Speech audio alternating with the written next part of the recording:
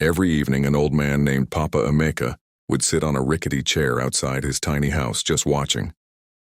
He'd watch as people, young and old, hurried past, their faces a blur of stress and ambition. They'd whisper about him, you know. Look at him, they'd say with a mix of pity and scorn. He's just wasting away. He's too old to dream now. What they didn't know was that Papa Emeka had once been one of them. Years ago, he had it all, a booming business, a wide circle of friends, a life full of promise. But then, like a sudden storm, it all came crashing down. His business failed, his so-called friends vanished, and life dealt him one harsh blow after another. He lost almost everything. But here's the thing about Papa Emeka. Even after hitting rock bottom, he never stayed down. Every single morning, before the sun even thought about rising, he'd be up. He'd sweep the dusty floor of his small, struggling shop, wipe down the empty shelves, and then he'd sit outside. And as people started their day, he'd greet every single one with a genuine warm smile, a smile that held no trace of bitterness. One afternoon, a curious young boy braver than the rest walked up to him. "Papa," he asked, his voice filled with innocence, "why? Why do you still work so hard? Why do you smile when life has been so cruel to you?"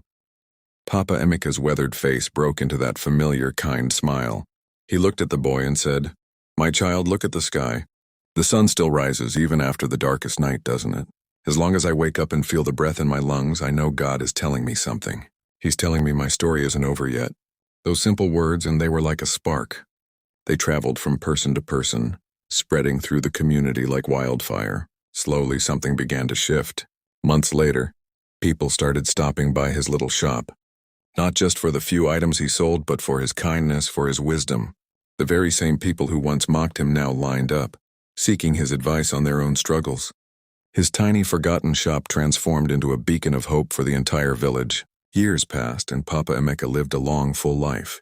Before he passed away peacefully in his sleep, he gathered the young people of the village around him one last time. He looked into their eyes and said, "Listen to me. Never let your age, your failures, or your pain convince you that your best days are behind you. Think of a tree. It gives its sweetest, most delicious fruits only when it is fully grown. And even now, long after he's gone, his legend lives on.